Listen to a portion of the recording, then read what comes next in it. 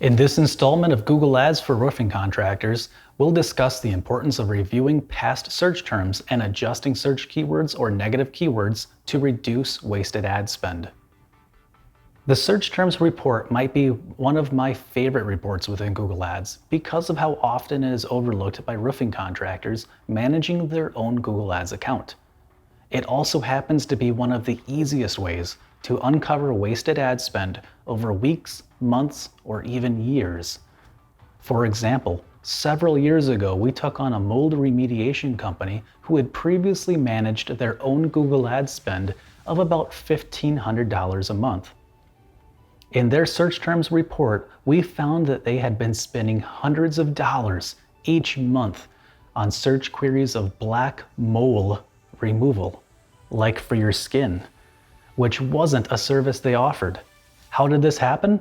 Well, the client added black mold removal as a broad search keyword, and Google thought mole and mold were similar enough.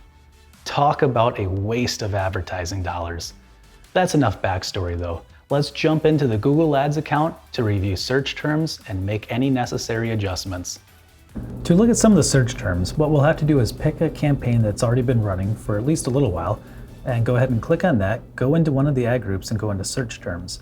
So within here, you'll end up seeing different phrases that people have searched for online. So for example, on this roofing account, we have searches for fix siding on house handyman. I would say that handyman is not a great key phrase to have in there. So what I would do is recommend making that a negative keyword. And if we scroll through here, siding repairs, roofers near me, siding contractors, these are all good so far. So as we keep looking through, I would also probably take out hardy board siding repair because that's not going to be a great project for somebody to have to pay for a Google Ads click on.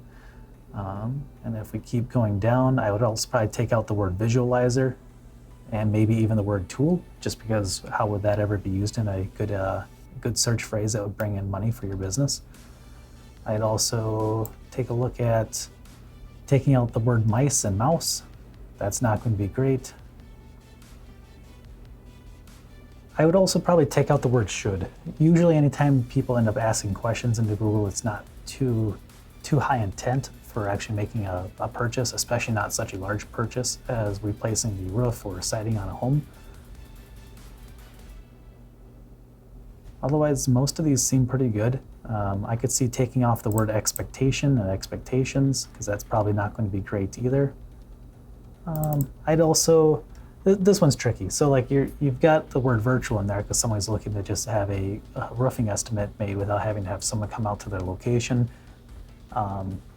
For the most part, that's how a lot of roofing companies operate. So I don't know if that would necessarily, require taking out the word virtual.